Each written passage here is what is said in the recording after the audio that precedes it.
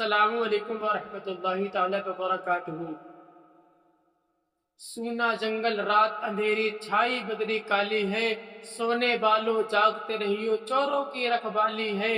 سونا سونا پاس ہے، سونا بن ہے، سونا شہر ہے، اٹھ پیارے تو کہتا ہے نیند ہے میٹھی تیری مت ہی نرالی ہے۔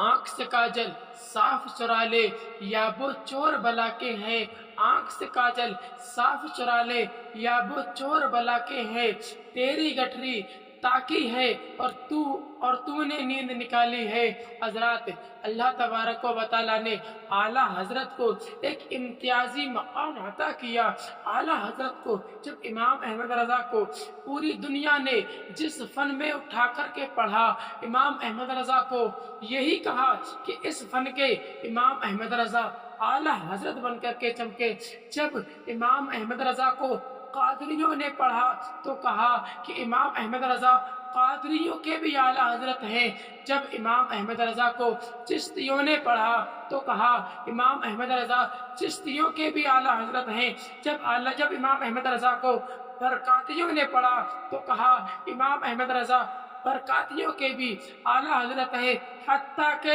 اعلیٰ امام احمد رضا کو جس نے بھی پڑھا اس نے یہی کہا کہ امام احمد رضا ہمارے بھی اعلیٰ حضرت ہیں۔ اسی طرح سے امام احمد رضا کو جس فن میں پڑھا گیا، جس فن کے لوگوں نے امام احمد رضا کو پڑھا، ان لوگوں نے کہا کہ امام احمد رضا ہمارے اس فن کے بھی اعلیٰ حضرت ہیں۔ جیسے کہ صوفیوں نے پڑھا تو کہا صوفیوں میں امام احمد رضا بھی اعلیٰ حضرت ہیں۔ جب امام احمد رضا کو محققین نے پڑھا، محدثین نے پڑھا، مدبروں نے پڑھا، مفکروں نے پڑھا، محدثین نے پڑھا، حتیٰ کہ امام احمد رضا کو جس نے بھی پڑھا اس نے یہی کہا امام احمد رضا ہمارے اعلیٰ حضرت ہیں۔ اسی طرح سے کہ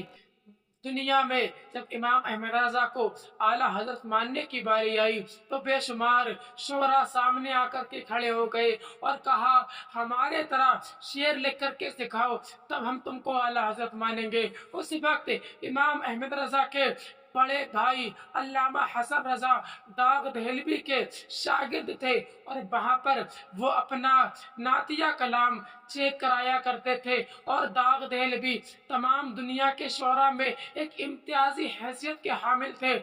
ایک الگ ہی پہچان رکھتے تھے کہ اس دور میں سب سے بڑے اگر کوئی شاعر گنے جاتے تھے تو داغ دہلوی تھے۔ علامہ حسن رضا جب داغ دہلوی کے پاس اپنے شاعر، اپنے نعتیہ کلام جب چیک کرانے کے لیے جانے لگے تو امام احمد رضا نے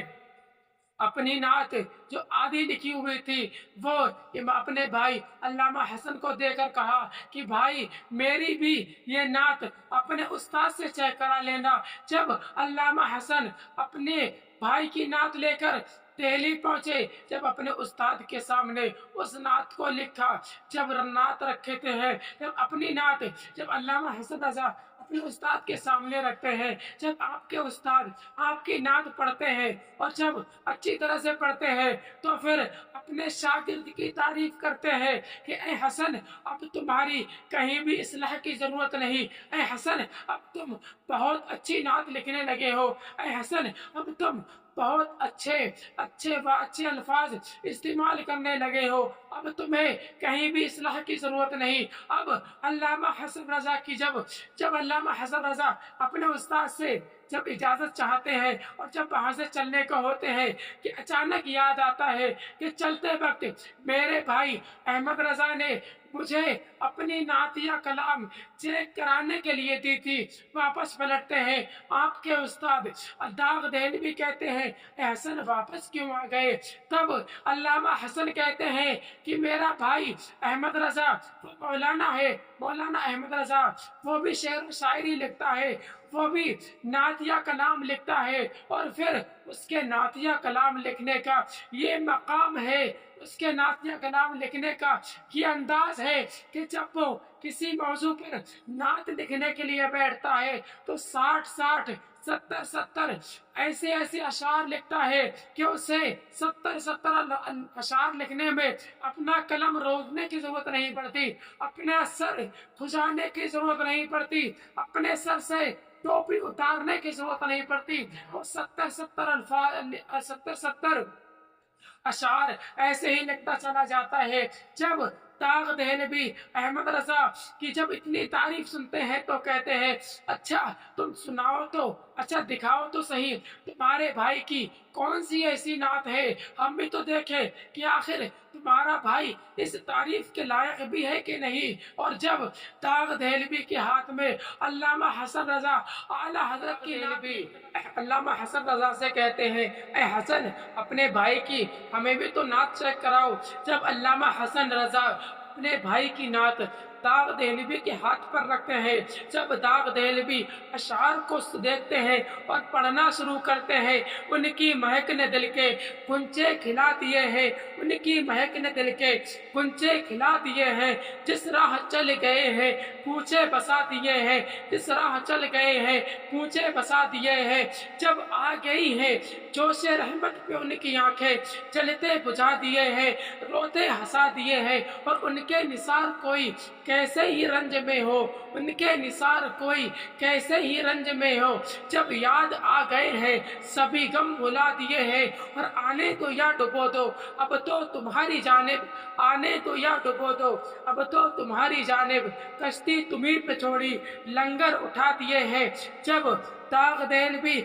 आला हजरत अहमद रजा के जब एक शेर पर पहुंचते हैं दिल को थामते हैं, आंखों से आंसू निकलते हैं और फिर आगे पढ़ते हैं कि अल्लाह रे जहन्नम क्या अब भी न सर्द होगा, अल्लाह रे जहन्नम क्या अब भी न सर्द होगा। रो रो के मुस्तफ़ा ने दरिया बहा दिए हैं, रो रो के मुस्तफ़ा ने दरिया बहा दिए हैं। और आगे पढ़ते हैं कि मेरे करीम से गर कतरा किसी ने मांगा, मेरे करीम से गर कतरा किसी ने मांगा, दरिया बहा दिए हैं तुरबे बहा दिए हैं। दाग देहलवी अपनी जगह से उठते हैं, कलम उठाते हैं और फिर कागज उठाते हैं और आगे लिखते हैं कि मुल्के सुखन के शाही तुमको रजा मुसल्लम, जिस समत आ गए हो सिक्के बिठा दिए हैं। और फिर कहते हैं ऐ हसन अपने भाई से कहना कि उसको कहीं भी अपनी नात चेक कराने की जरूरत नहीं, वो जिस काम में मशगूल है अपने काम में मशगूल रहे। और अपने भाई से कहना